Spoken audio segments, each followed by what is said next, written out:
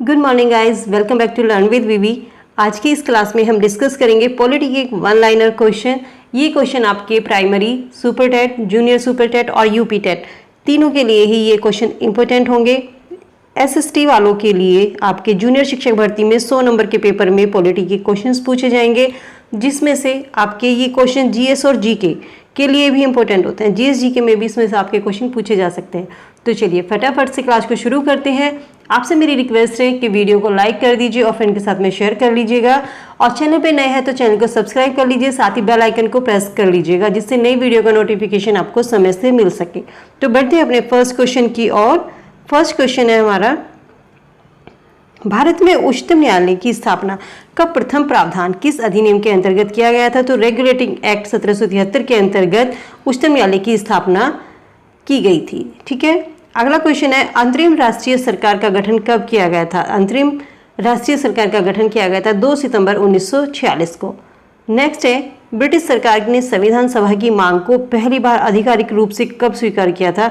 1940 में जब अगस्त प्रस्ताव आया था, तो उस समय ब्रिटिश सरकार ने संविधान सभा की मांग को सबसे पहली बार उसको स्वीकार किया गया था। ठीक है, अगला क्वेश्चन है, कैबिनेट मिशन के 3 सदस्य कौन कौन से थे? पैथिक लॉरेंस थे, स्टेफोर्ड क्रिप्स थे और एवी अलेक्जेंडर। ये तीनों कैबिनेट मिशन के 3 सदस्य थे।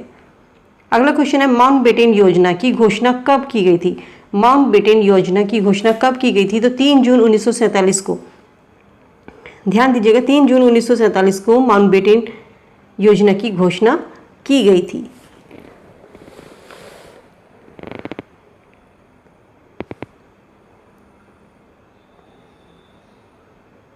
अगले क्वेश्चन की ओर आगे बढ़ते हैं, भारतीय गणराज्य का संवैधानिक अध्यक्ष कौन होता है? भारतीय गणराज्य का संवैधानिक अध्यक्ष कौन होता है? राष्ट्रपति भारतीय गणराज्य का संवैधानिक अध्यक्ष होता है।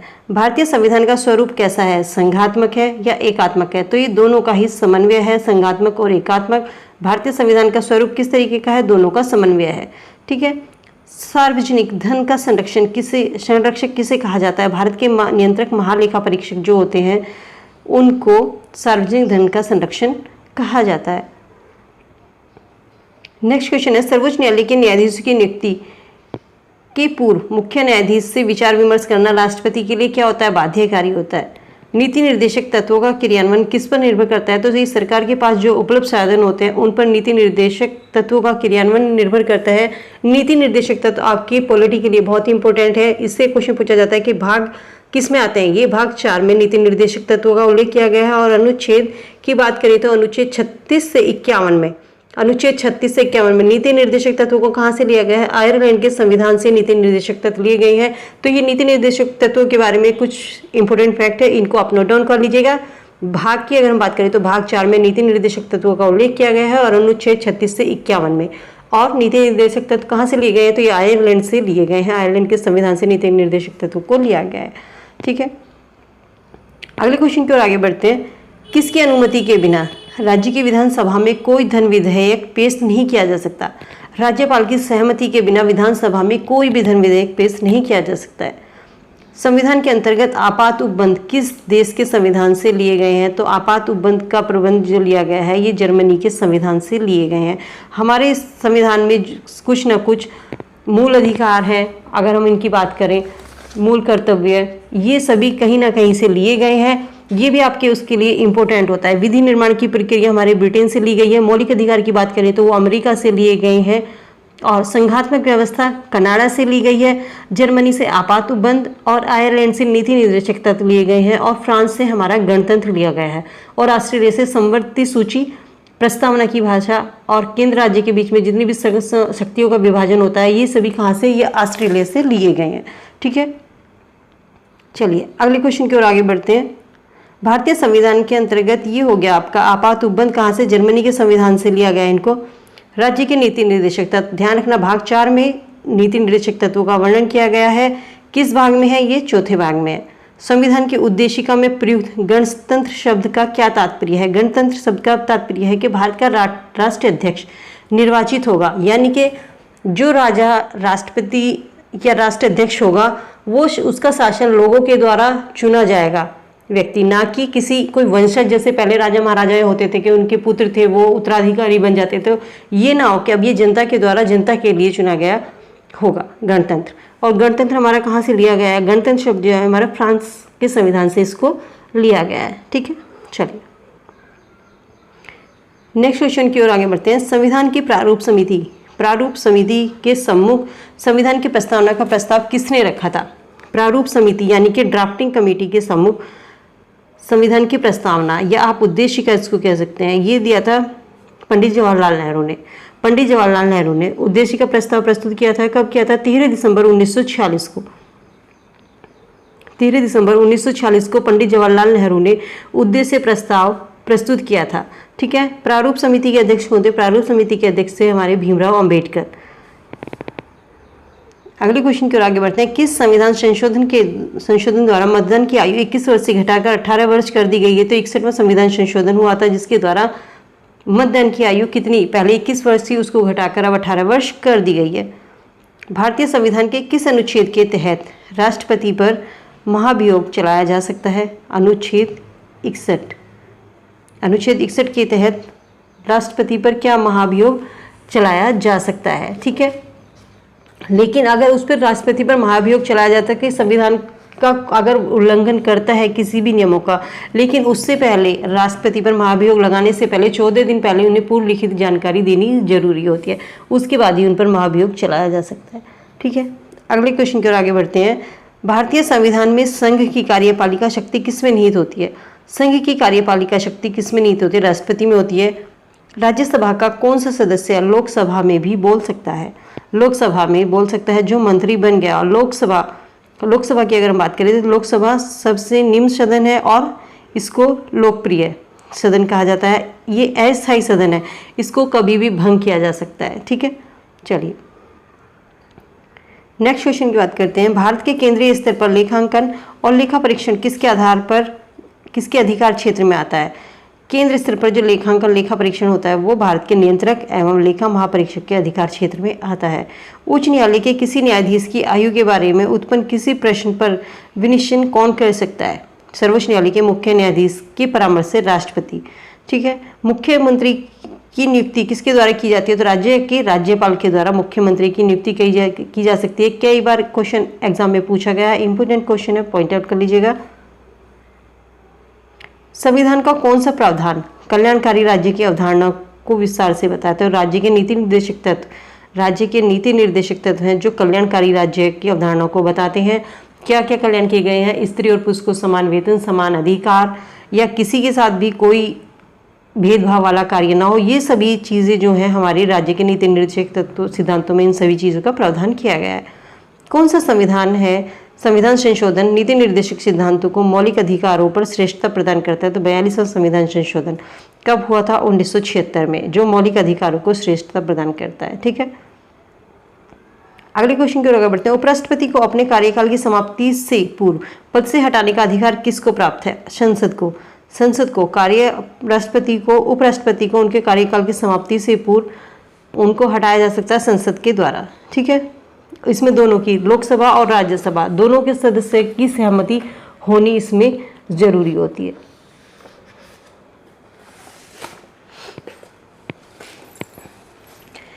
अगला क्वेश्चन है, उच्च न्यायालय के अधिकार क्षेत्र को घटाने बढ़ाने का अधिकार किसकी प्राप्त होता है? तो संसद को प्राप्त होता है। उच्च न्यायालय के अधिकार क्षेत्र को घटाने बढ़ाने का अधिकार संसद को है। राष्ट्रीय आपातकाल की घोषणा संसद से मंजूरी कितने समय के भीतर होनी चाहिए? राष्ट्रीय आपातकाल की उद्घोषणा की संसद से मंजूरी कितने समय के भीतर? 1 महीने के भीतर आपातकाल की घोषणा की जाती है। धार्मिक स्वतंत्रता का अधिकार की व्यवस्था संविधान के किन अनुच्छेदों के अंतर्गत की गई है? तो अनुच्छेद 25 से लेकर 28 तक धार्मिक स्वतंत्रता के अधिकारों की बात की गई है। ठीक है, अगला क्वेश्चन है, मुख्य चुनाव आयुक्त की नियुक्ति कौन करता है? मुख्य चुनाव आयुक्त की नियुक्ति किसके द्वारा की जाती है? राष्ट्रपति के द्वारा मुख्य चुनाव आयुक्त की नियुक्ति की जाती है। राष्ट्रपति कौन होता है? राष्ट्रपति भारत का, देश का प्रथम नागरिक होता है। अनुच्छेद 52 के अंतर्गत भारत का एक राष्ट्रपति होगा। ये किसमें प्रावधान है? अनुच्छेद 52 में ये प्रावधान किया गया है कि राष्ट्रपति भारत का एक राष्ट्रपति होगा। ठीक है, चलिए भारतीय संविधान में प्रदत्त योजना आयोग का कार्य क्या है? राष्ट्रीय योजना की तैयारी कराना। भारतीय संविधान में प्रदत्त मूल अधिकारों को निलंबित करने की शक्ति किसमें निहित है? राष्ट्रपति में। समस्त कार्यपालिका की शक्ति राष्ट्रपति में निहित होती है और इसी शक्ति का प्रयोग वह संविधान के अनुसार करता है। और राष्ट्रपति का निर्वाचन, और जो निर्वाचन होता है राष्ट्रपति का निर्वाचन, वो किसके निर्वाचक मंडल के द्वारा होता है? किस अनुच्छेद में? ये है अनुच्छेद 54 के द्वारा। ठीक है, चलिए। भारत क्या है? भारत क्या है? भारत यूनियन ऑफ स्टेट यानी कि राज्यों का संघ है। संविधान सभा की प्रथम बैठक कब हुई थी? 9 दिसंबर 1946 को संविधान सभा की प्रथम बैठक हुई थी, जिसमें सच्चिदानंद सिन्हा को अस्थायी अध्यक्ष बनाया गया था। ठीक है, संविधान सभा की प्रथम अधिवेशन बुलाया गया था 9 दिसंबर 1946 को, और इसमें सच्चिदानंद सिन्हा को सर्वसम्मति से अस्थायी अध्यक्ष चुना गया था। जबकि दूसरी बैठक हुई थी 11 दिसंबर, 2 दिन के बाद में, उसमें डॉक्टर राजेंद्र प्रसाद को यहाँ का स्थायी सदस्य उनको चुना गया था। ठीक है, चलिए नेक्स्ट क्वेश्चन है, संविधान के किस अनुच्छेद के अंतर्गत राष्ट्रपति लोकसभा को भंग कर सकता है? तो अनुच्छेद 85 के अंतर्गत राष्ट्रपति लोकसभा को भंग कर सकता है। राष्ट्रीय मानवाधिकार आयोग का अध्यक्ष कौन बन सकता है? राष्ट्रीय मानवाधिकार आयोग का अध्यक्ष बन सकता है उच्चतम न्यायालय का सेवानिवृत्त मुख्य न्यायाधीश, जो रिटायर्ड होंगे उच्चतम न्यायालय के न्यायाधीश, उनको राष्ट्रीय मानवाधिकार आयोग का अध्यक्ष बनाया जा सकता है। किसी राज्य के लिए वित्त आयोग का गठन कौन करता है? वित्त आयोग का गठन करता है संबंधित राज्य का राज्यपाल। संघ संविधान समिति के अध्यक्ष कौन थे? पंडित जवाहरलाल नेहरू थे। केंद्रीय करों में राज्यों के भाग को कौन निर्धारित करता है? वित्त आयोग। केंद्रीय करों में राज्यों के भाग को वित्त आयोग के द्वारा निर्धारित किया जाता है। नेक्स्ट देखते हैं, संविधान भारत को घोषित करता है। संविधान भारत को घोषित करता है कैसा? संप्रभुता संपन्न समाजवादी धर्मनिरपेक्ष गणतंत्रात्मक लोकतंत्र के रूप में भारत को घोषित किया जाता है। ठीक है, भारत में संप्रभुता किसमें निवास करती है? तो भारत की जनता में भारत की संप्रभुता निवास करती है। संविधान सभा की प्रारूप समिति के अध्यक्ष कौन थे? डॉक्टर भीमराव अंबेडकर थे। प्रारूप समिति, ड्राफ्टिंग समिति, इसके अलावा 6 लोग और थे, इसके सदस्य थे, वो थे गोपाल स्वामी अयंगर, अल्लादी कृष्णा स्वामी अय्यर, के.एम. मुंशी, मोहम्मद शादुतुल्लाह, डी.पी. खेतान, और डी.पी. खेतान की मृत्यु के पश्चात बने थे टी.टी. कृष्णाचारी और एन माधवराव। ये नाम भी आपको याद होने चाहिए, क्योंकि एग्जाम में कभी कभी ये नाम भी पूछ लिए जाते हैं कि इनमें से आपको 4 या 3 सदस्यों के नाम दे दिए जाएंगे और एक नहीं कि इनमें से कौन से सदस्य थे जो प्रारूप समिति के सदस्य थे। ठीक है, तो ये नाम भी आपको याद रहने चाहिए। जम्मू कश्मीर राज्य से संबंधित संविधान का अनुच्छेद कौन सा है? तो अनुच्छेद 370 है जो जम्मू कश्मीर राज्य से संबंधित है। जम्मू कश्मीर का पृथक संविधान है। यह संविधान किस वर्ष अंगीकार किया गया था? जम्मू कश्मीर को अलग पृथक संविधान बनाया गया था 1957 में। संविधान के किस भाग को भारत का मैग्ना कार्टा कहा गया है? तो भाग 3 को, जिसमें मौलिक अधिकारों का वर्णन किया गया है, मौलिक अधिकार भाग 3 में है, तो उनको भारत का मैग्ना कार्टा कहा गया है। भारतीय संविधान का सबसे बड़ा स्रोत किसको माना गया है? भारतीय शासन अधिनियम 1935 को, भारतीय शासन अधिनियम 1935 को भारतीय संविधान का सबसे बड़ा स्रोत माना गया। पंडित जवाहरलाल नेहरू ने भारत शासन अधिनियम को क्या कहा था? अनेक ब्रेकों वाली इंजन रहित गाड़ी के समान इन्होंने कहा था, पंडित जवाहरलाल नेहरू ने। ठीक है, जब 1935 में भारत सरकार अधिनियम भारतीय संविधान का सबसे बड़ा स्रोत माना गया था, क्योंकि इसमें विधायी शक्तियों का 3 प्रकार से विभाजन किया गया था। केंद्रीय सूची, इसमें 59 विषय थे, प्रांतीय सूची 54 विषय और संवर्ती सूची 36 विषय थे। ठीक है, इस तरीके से इसको सबसे बड़ा स्रोत इसको माना गया है। प्रथम वित्त आयोग यानी कि फाइनेंस कमीशन कब और किसकी अध्यक्षता में बना था? तो 1951 में केसी नियोगी की अध्यक्षता में बना था। ठीक है, चलिए, किस संविधान संशोधन द्वारा दिल्ली को राष्ट्रीय राजधानी क्षेत्र का दर्जा दिया गया था? 69वां संविधान संशोधन हुआ था, जिसमें राष्ट्रीय राजधानी दिल्ली को राष्ट्रीय राजधानी क्षेत्र का दर्जा दिया गया था। किस भारतीय ने गोलमेज सम्मेलन की 3 बैठकों में भाग लिया था? डॉक्टर भीमराव अंबेडकर थे, जिन्होंने गोलमेज सम्मेलन, 3 गोलमेज सम्मेलनों में भाग लिया था। संविधान का 52वां संशोधन संबंधित है किससे?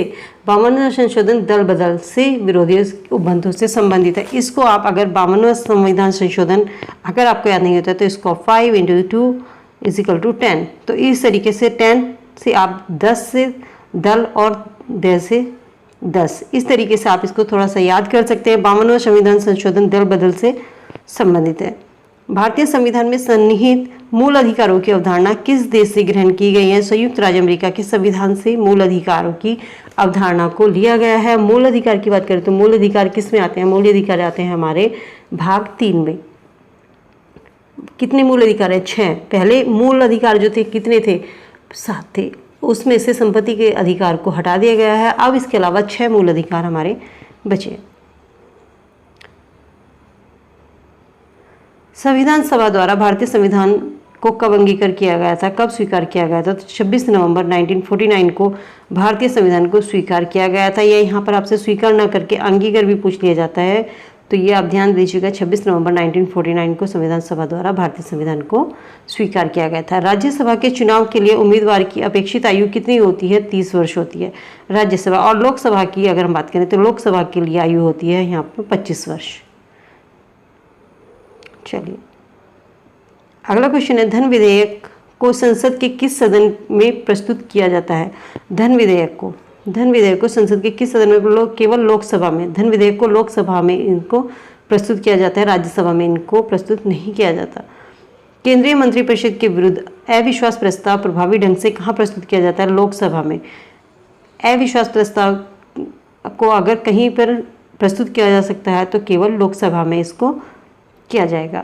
विदेशी नागरिकों को भारत की नागरिकता प्रदान करने की आवश्यक शर्त क्या है? कि वह 10 वर्ष तक भारत में निवास करता हो, उसके बाद ही उसको भारत की नागरिकता दी जाएगी। संविधान के किस भाग में मौलिक अधिकारों का वर्णन किया गया है? तो भाग 3 में मौलिक अधिकारों का वर्णन किया गया है। आपसे पूछा जाए कि मैग्ना कार्टा किस भाग को कहा जाता है? भाग 3 को मैग्ना कार्टा के नाम से भी जाना जाता है। नेक्स्ट है, 44वां संविधान संशोधन के द्वारा किस मौलिक अधिकार को केवल कानूनी अधिकार के रूप में मान्यता दी गई थी? तो संपत्ति के अधिकार को। संपत्ति का अधिकार है जिसको कानूनी अधिकार के रूप में मान्यता दी गई थी। नेक्स्ट है, किस मौलिक अधिकार को डॉक्टर अंबेडकर द्वारा संविधान का हृदय और आत्मा कहा गया? तो संवैधानिक उपचारों का अधिकार। संवैधानिक उपचारों के अधिकार को डॉक्टर भीमराव अंबेडकर ने संविधान का हृदय और आत्मा कहा था। ये अनुच्छेद आता है 32 के अंतर्गत। अनुच्छेद 32 में संवैधानिक उपचारों का अधिकार आता है। ठीक है। नेक्स्ट है, संसद के संयुक्त अधिवेशन की अध्यक्षता कौन करता है? तो लोकसभा का जो स्पीकर होता है, लोकसभा का स्पीकर संसद के संयुक्त अधिवेशन की अध्यक्षता करता है। लोकसभा का स्पीकर जो चुना जाता है उसको लोकसभा के अध्यक्षों के द्वारा लोकसभा के जो सदस्य होते हैं उनमें से ही इसको चुना जाता है। ठीक है। सो फ्रेंड, ये थी हमारी आज की क्लास। उम्मीद करती हूँ कि वीडियो आपको पसंद आई होगी। वीडियो कैसी लगी इसका फीडबैक कमेंट सेक्शन में ज़रूर दीजिएगा। वीडियो अच्छी लगी तो वीडियो को लाइक शेयर कर दीजिए फ्रेंड के साथ में। चैनल को सब्सक्राइब करना ना भूलें, साथ ही बेल आइकन को भी प्रेस कर लीजिएगा जिससे नई वीडियो का नोटिफिकेशन आपको समय से मिल सके। मिलती है नई वीडियो में, तब तक के लिए good bye, be happy, be safe. Thank you so much.